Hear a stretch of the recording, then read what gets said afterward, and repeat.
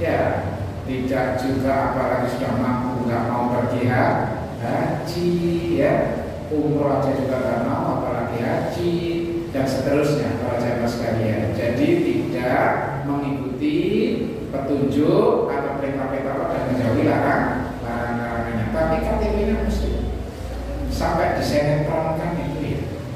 Ya, tentang apa? Islam KTP itu ya. Menarik itu, Islam KTP itu. Jadi Islamnya yang tidak didasarkan pada petunjuk Allah dan Rasulnya, artinya tidak tampil sebagai orang yang sami'na wa ata'na, sebagai orang yang selalu mendengar, selalu ala Rasulnya, selalu mentaatinya. Tapi seringkali muncul perilaku apa? Sami'na wa asoina. Kami dengarkan ya Allah dipanggil, hayya Rasulullah, gak hadir juga. Subuh tambahin, as-salatu khairun minan naum, tak kata juga para jamaah sekalian. Ya, mendengar tapi tidak apa? Mentaati. Makanya juga dikatakan sami'na wa asoina. Kami dengarkan tapi kami durhakai. Mengapa durhaka mereka? Karena mereka tidak sekedar, tidak secepatnya untuk tunduk hatinya, selalu mengingat Allah, selalu mengikuti petunjuk kitab sucinya. Umat Islam mengikuti Al-Quran. Ini yang pertama. Siapa yang mendustai Al-Quran pasti akan menyesal nanti di akhirat. Ya. Yang kedua, mengingkari ayat-ayat Allah pasti akan diikuti kehinaan dan kesengsaraan. Pernah nggak kita bayangkan firman Allah ini?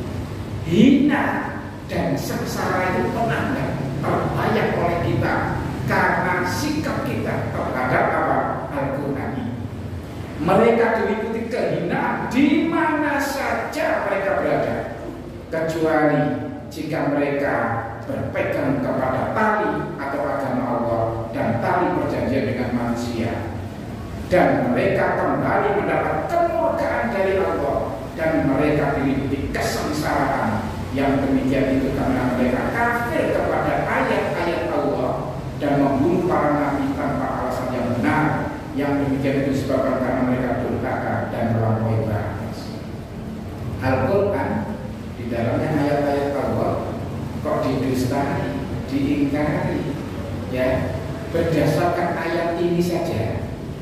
Pertama sudah kita tidak mengharapkan apa? Dihinakan oleh Allah di mana-mana, dijadikan orang hina kita di mana saja berada gara-gara kita ini mendustai, mengingkari ayat Allah. Menjaga hina. Sementara tadi di dalam hadis kita sudah tahu Allah itu mengangkat derajat seseorang karena dia belajar Quran dan memahaminya, tentunya mengamalkan, dan akan menghinakan sebagian yang lainnya yang mereka mengingkari Al-Quran. Ini mengingkari, ya, kehinaan. Yang kedua ditimpa juga kemurkaan. Yang ketiga yang kita nggak mau lagi, hidup penuh dengan kesengsaraan ini, para jemaah sekalian. Ini kalau kita merah, itu mata kita menjadi tajam. Ini para jemaah sekalian. Ya, jadi ada tiga di ayat ini. Tiga-tiganya nggak mungkin kita dambakan, betul? Pasti akan kita hindari sebisa mungkin. Gak ingin kita hidup di mana saja itu selalu terhina kita gara-gara mendustai ayat Allah. Ya, misalnya mohon maaf ya, perintah Al-Quran itu supaya apa? Menutup aurat. Orang mendustai ayat Allah kan menutup aurat di masyarakat. Perhatikan saja dia. Ya, sebenarnya melihat orang itu betul-betul, ya, taat kepada Allah dan Rasulnya atau tidak, itu bisa dilihat dari praktek Al-Qurannya. Makanya akhlaknya Rasulullah itu adalah Al-Quran.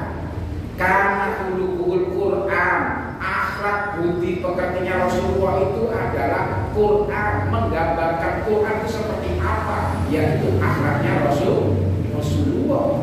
Masya Allah, para jamaah sekalian. Jadi kalau kita ini tidak ingin dihina, maka jangan sekali-kali kita itu kufur, mendustai ayat-ayat Allah. Selain kehinaan, kita juga akan ditimpa kemurkaan, kemudian kesengsaraan. Ini kalau kita baca ayat Quran, ya, itu ada kata-kata wa man a'radu an dzikri fa inna lahu ma'isyatan dzanka. Siapa yang meremehkan, yang tidak peduli, ya, yang cuek saja terhadap peringatan Allah, yaitu ayat-ayatnya, niscaya dia dapat hidup yang penuh dengan dzanka. Dzanka itu artinya adalah kesempitan. Ya, dalam tafsir ini juga dijelaskan termasuk kesempitan di alam kubur. Ya, di alam kubur itu disempitkan, masya Allah, kita berlindung dari adab kubur pada zaman sekalian. Ya, yang ketiga, mengingkari ayat-ayat Allah, amal menjadi sia-sia, masuk neraka jahanam tanpa hisab. Masya Allah, ngeri sekali. Ya, inilah ayat yang seringkali kita baca pada hari apa? Jumat, surat Al-Kahfi. Ya, kita sampai di sini ayat 103 kita mulai, ya. Misalnya kul hal nunabbiukum, dari sana 103 bisa kita mulai. Maukah kamu Rasul, aku beritahukan kepadamu apa itu? Orang yang paling merugi perbuatannya di dunia ini. Kenapa? Amal kebaikannya menjadi sia-sia, sementara orang yang merasa telah berbuat sebaik-baiknya. Siapakah orang itu? Ini Allah sebutkan, ulaika alladziina kafaru bi ayati rabbihim wa biqaumihim. Orang-orang yang kufur terhadap ayat-ayat Tuhan mereka, yaitu Allah, dan mereka juga tidak percaya akan bertemu dengan Allah nanti di akhirat untuk menghadap Allah sekaligus mempertanggungjawabkan perbuatannya. Orang yang seperti begini ini pada jamaah sekalian akan tertimpa 3 bencana. Yang pertama, amal kebaikannya dihapus oleh Allah. Yang kedua, pada hari kiamat tidak ada hisab bagi mereka. Yang ketiga, langsung dimasukkan neraka jahanam. Na'udzubillah min. Nah, sekarang sudah mulai tergambar oleh kita semuanya. Kira-kira hisab nanti di akhirat itu lama atau cepat? Ayo, para jemaah sekalian, kira-kira cepat atau lama? Jumlah manusia seluruh dunia loh ya, sejak Nabi Adam sampai nanti hari kiamat yang masih lahir itu, sebelum kiamat itu masih terhitung, ya, dia dihisab oleh Allah atau tidak. Kalau kita ini merujuk kepada ayat ini, maka orang-orang yang tidak percaya kepada ayat-ayat Allah, baik itu dari agama Yahudi, Nasrani, dan Islam, semuanya mereka masuk neraka tanpa hisab. Cepat. Ya, kira-kira jumlahnya ini sedikit atau banyak? Loh, Allah sendiri yang menjawab itu di surat Yasin. Wa laqad adalla minkum jibilan katsira. Betul? Ya, saya baca itu enggak? Ya.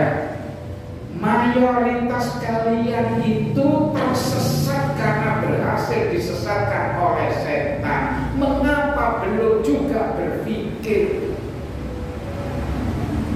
Ya, walaupun adalla minkum jibilan katsira, bukan qalil, katsir itu. Mayoritas tersesat karena berhasil disesatkan oleh setan. Mengapa kalian belum juga berpikir tentang itu? Ya, kita berpikir tentang keluarga kita, anak kita, dengan perintah Allah, anfusakum wa ahlikum. Nah, masya Allah, ya, anak-anak kita itu sudah mulai kita rasakan, ya. Tidak bisa pisah dengan api. Sudah merasakan, Bapak Ibu sekalian, yang punya anak itu, yang punya anak merasa, iya, itu masih kecil, sudah tidak bisa pisah dengan api ini. Ya, Saya senang dengan kebijakan di Cina itu. Penggunaan HP cukup 8 jam sehari. Bagus. 8 jam sehari. Nah bagaimana itu tentang transaksi apa bisa diatur dalam 8 jam itu? Ya bisa diatur. Ya, kalau ditentukan HP itu mulai jam berapa digunakan sampai jam berapa, semua transaksi kehidupan investasi apapun dilakukan dalam 8 jam itu selesai semua. Kerusakan anak-anak sekarang yang suka menghayal, bukan bercita-cita tinggi, menghayal, mengandai-andai. Itu kalau di dalam hadis Rasul dikatakan fa inna lau min amali syaiton. Andai kata aku jadi presiden, andai kata aku bisa terbang, andai itu perbuatan setan. Anak ini gara-gara pakai HP jadi berandai-andai. Ya, berubah sampai cara pikirnya itu. Orang itu bisa sok merasa jagoan paling pintar dengan cepat gara-gara HP. Begitu HP-nya mati, langsung jadi orang bodoh sedunia. Ya, orang ini ketika salah satu saja pakai mapping ketika perjalanan, wow, jangan tanya kalau udah mapping dengan Google itu, anteng, ayem, adem, nyaman, semangat, betul? Iya, terus saja jalan. Nah, sekarang sini jalan terus ini pemandangan aku, jalannya sekarang apa? Pernah sih nggak pernah, tenang, ada Mbak Google ini, tenang, semuanya sok pintar, iya, satu mobil semuanya mapping, iya, nyaman. Gimana sama ya gimana? Sama. Begitu sinyalnya putus, langsung bodoh sama mobil itu semua. Kemana? Ini ke kanan atau ke kiri? Terus atau ke kanan? Langsung bodoh dia. Ya itulah yang dikatakan instan itu para jemaah sekalian. Orang gak mondok saja itu bisa menjawab tentang apa? Persoalan bagi waris. Itu ilmunya rumit bagi orang yang tidak mondok itu. Tapi gara-gara ada aplikasi waris, ya aplikasi paroki gitu, ya kemudian mau nikah, siapa yang boleh dinikah, siapa yang tidak, aplikasinya semuanya ada, zakat juga ada, pinter orang dengan aplikasi itu, begitu, ya nggak pernah mondok, mau tanya apa, Fatul Qorib, nyebut namanya saja susah dia, nanti kamu nyebut apa, Fatul Qorib, tanya apa, isinya, tunggu sebentar. Saya tak tanya ke kiai saya. Oh ini isinya, Fatul Qorib itu ini, Fatul Mu'in itu ini. Cepat sekali dia. Kenapa? Lagi-lagi pada ini.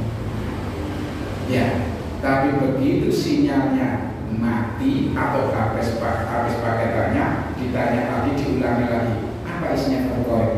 Wah, lupa saya tadi. Kamu tetap share. Ya, dia nggak menjelaskan tapi hanya sharing saja. Ini loh para jemaah sekalian, ilmu itu ada di HP. Ya, makanya di Indonesia ini ada orang yang mengatakan mubadir tenaga kita, pikiran kita untuk menghafal Al-Quran. Quran itu sudah masuk di sini aplikasinya. Gak usah repot-repot menghafalkan siang dan malam, habis-habisi energi. Loh, ada di Indonesia orang itu mengatakan seperti ini. Dia gak tahu tentang Islam. Ya, orang menghafal Quran itu seperti apa nantinya di sisi Allah, gak tahu dia. Karena jelas sekalian. Ya, tapi orang ini belum ditegur mungkin oleh Allah, ngomongnya masih lantang, gitu ya. Untuk apa? Bahkan lebih jauh lagi ngomong, ya itu nggak benar itu. Orang yang hafal Quran diberi beasiswa itu. Oh, itu kan keterampilan hafal Quran saja sama dengan orang yang hafal musik itu berapa lagu dan begitu saja. Mestinya kan juga dia dapat apa dia siswa. Ini loh para jemaah sekalian, ya karena dia nggak pernah belajar tentang Al-Quran. Seperti apa Al-Quran?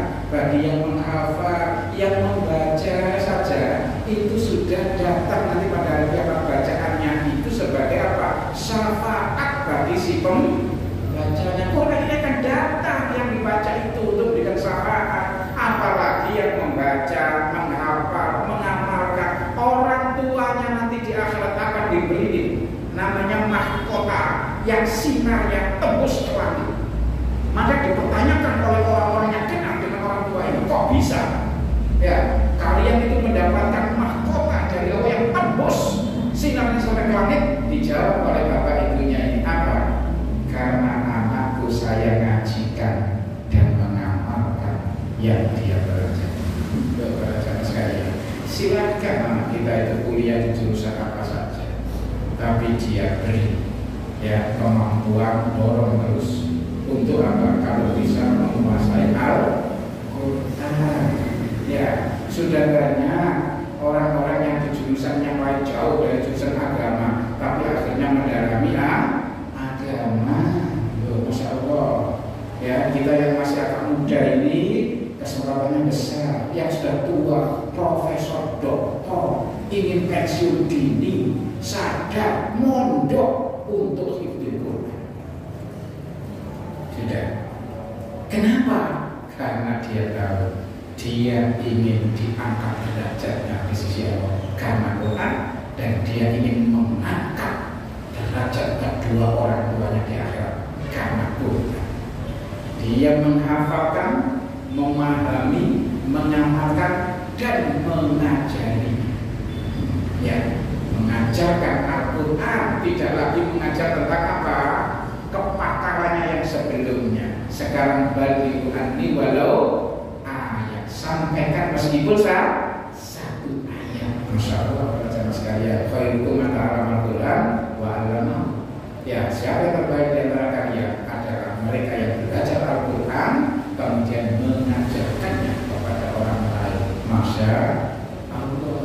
Ya, orang yang nggak ngerti cuma menghafal Al-Quran, ya, tenaga, ya, waktu, dan lain sebagainya, bahkan umur bisa habis hanya untuk menghafalkan apa? Al-Quran. Inilah orang yang tidak mengerti tentang Al-Quran. Orang itu perlu belajar tentang Al-Quran ini. Ya. Kemudian berikutnya lagi, mengingkari ayat-ayat Allah karena putus asa dari rahmat Allah, mendapat adab yang pedih. Dan orang-orang kafir kepada ayat-ayat Allah dan pertemuan dengan Dia, mereka putus asa dari rahmatku dan mereka itu mendapat adab yang pedih.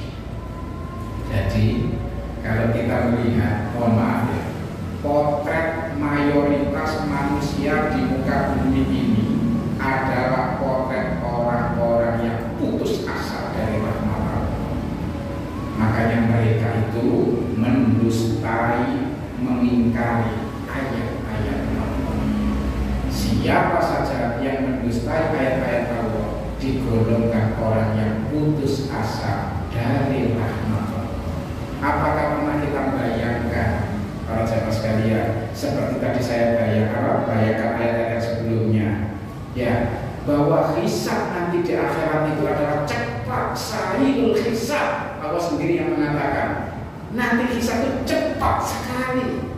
Ya, bahkan kiamat itu di Quran juga disebutkan bisa jadi lebih cepat dari kedipan mata. Masya Allah. Ya, cepat sekali di Quran ini. Ya, bukan di hadis ini.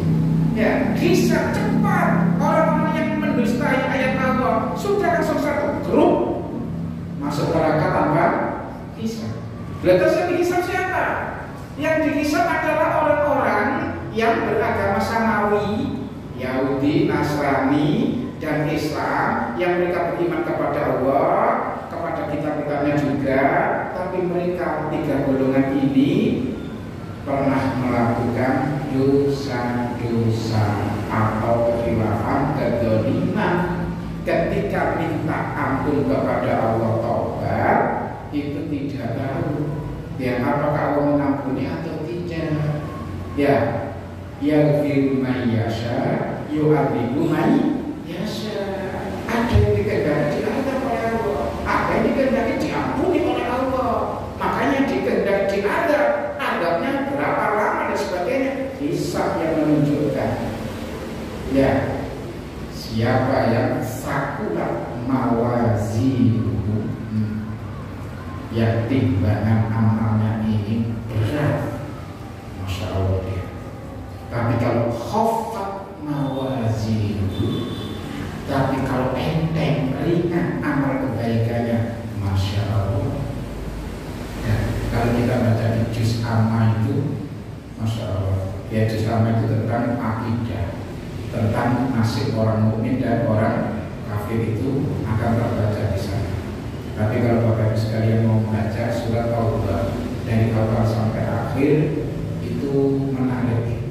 Ya, butuh apa? Dikaji isinya. Kenapa surat ini kok tidak ada bismillahnya? Kira-kira itu isinya apa? Ya, ini ada bismillah yang dipindahkan Allah dari surat Taubah ini ke surat apa? Ke surat 27-nya. Kasus siapa? Nabi Sulaiman. Innahu min Sulaiman wa annahu bismillahirrahmanirrahim. Jadi sana ada bismillahirrahmanirrahim penuh. Ya, 19 huruf itu pindah ke sana. Allah memindahkannya ke sana para sahabat sekalian, dan isi dari surat Taubah itu Masya Allah kalau kita baca di dalamnya termasuk ada kata-kata falyadhakul qalilan wa liyabkul katsir. Silakan kalian yang tidak beriman ya tertawa terbahak-bahak di mana-mana sepuas-puasnya untuk waktu yang pendek di dunia ini. Tapi kalian akan menangis selama-lamanya nanti di akhirat. Itu ada di surat apa itu? Surat Taubah. Sekali-kali khatam apa yang tafsirnya coba dibaca bacaan sekalian. Sekali-kali. Jangan hanya khatam itu apanya? Huruf Arabnya, tafsirnya sekali-kali khatam kalau bisa. Ya. Ini orang-orang yang putus asa itu adalah orang yang mengingkari ayat Allah. Yang siapa saja yang tidak percaya kepada ayat Allah, maka kita ini menggunakan kacamatanya adalah dasarnya ini. Lihat itu orang-orang yang putus asa dari rahmat Allah, yang mendustai ayat-ayat itu. Ya, misalnya apa? La taqrabuz zina. Generasi muda yang pergaulannya bebas diingatkan dengan ayat ini mesti gak senang. Jangan dekat-dekat dengan zina, mesti gak senang itu. Ya, kenapa? Zina kok dilarang? Kalau zina itu enak. Ya, dan seterusnya. Mesti kalian sekalian. Ya, ini. Kemudian berikutnya, mengingkari ayat-ayat Allah termasuk orang yang dolim.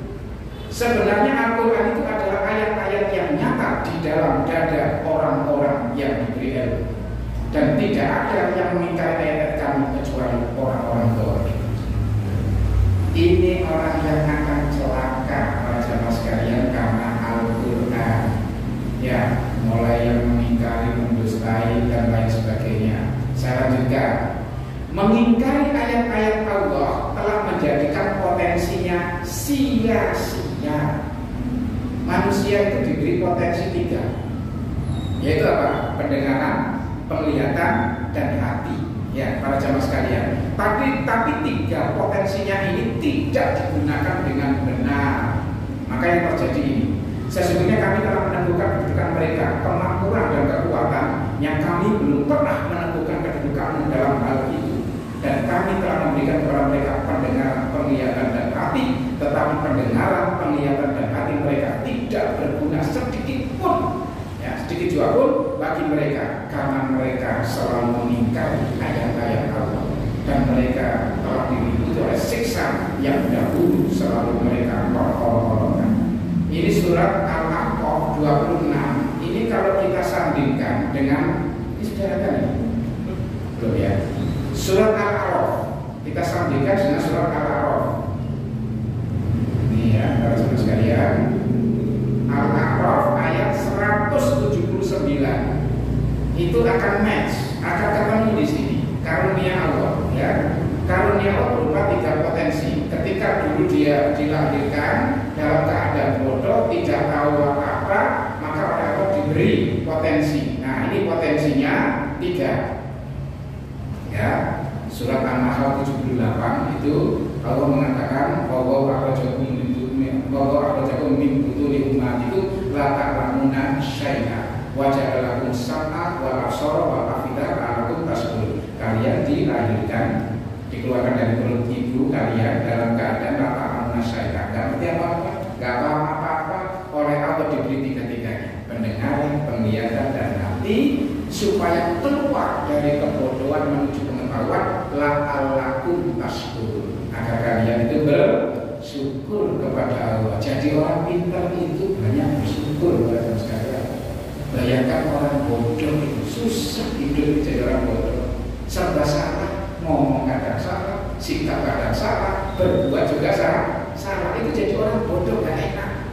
Ya, makanya Allah memberikan tiga potensinya itu. Nah, tiga potensinya itu untuk apa? Ini tadi surat An-Nahl ya 78. Tiga potensi itu untuk apa? Ini, yaitu pendengaran untuk mendengarkan ayat-ayat Allah, penglihatan untuk memperhatikan, meneliti, mengkaji tentang tanda-tanda kekuasaan Allah, hati itu adalah untuk memahami ayat-ayat Allah. Siapa yang melakukan tiga kesalahan ini, penyalahgunaan tiga-tiganya, maka diancam oleh Allah di akhirat nanti dipastikan dia akan masuk neraka jahanam.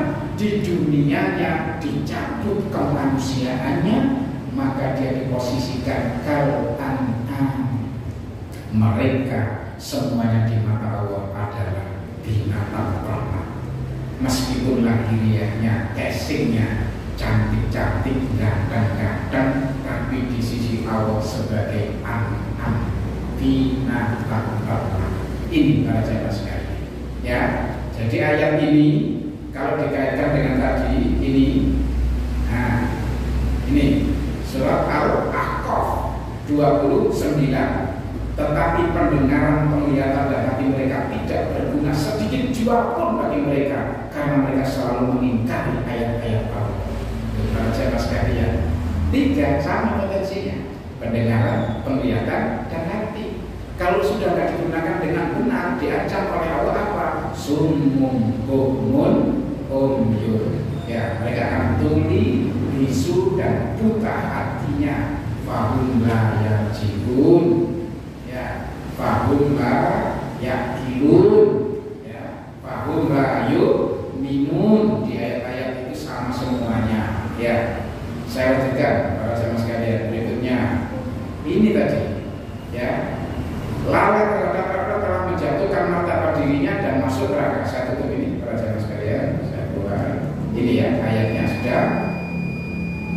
Yang ke-8, tidak mau beriman kepada ayat-ayat Allah akan kehilangan petunjuk dan mendapat adab. Sesungguhnya orang-orang yang tidak beriman kepada ayat-ayat Allah, yaitu Al-Quran, Allah tidak akan memberi petunjuk kepada mereka, dan bagi mereka adab yang pedih. Siapa yang tidak menjadikan Al-Quran dan Nas sebagai pegangannya, dia tidak akan diberi petunjuk oleh Allah. Dipastikan berada dalam kesesatan, karena Quran itu hudal linnas, tidak dijadikan petunjuk, pasti dia akan tersesat para jamaah sekalian. Inilah orang-orang yang akan celaka karena Al-Quran. Ada 8 poin yang saya sampaikan di sini. Sebab-sebabnya mereka ini mendustai, mengingkar itu apa? Ini nanti kita akan jelaskan berikutnya. Insya Allah tema ini bisa 2-3 kali. Karena apa? Di dalamnya memang cukup serius, ya, yang harus kita pegangi bersama, kita pelajari bersama. Silakan ya, pertemuan yang akan datang mungkin kalau saya share materinya untuk bisa dikerjakan yang dua-dua, yang mudah-mudahan cukup belajar ya, yang bisa saja gitu ya, softnya saja ya. Tapi yang tua-tua ini saya kira tidak bisa, harus dikopikan ya. Saya mohon maaf kalau mau dikopikan, karena ini sangat penting untuk dibaca ulang-ulang. Mau tidur dibaca, dengan teman-temannya, dengan keluarganya dibaca, itu enak. Tapi kalau yang dibuka itu hati kecil, membuat orang kadang kehilangan apa? Semangat. Apalagi sudah di-share, kita tutup share yang lain-lain, sudah goodbye sudah ya. Selamat tinggal ya. Saya kira sampai di sini dulu, jamaah sekalian. Kita berbicara pada kesempatan yang akan datang, insya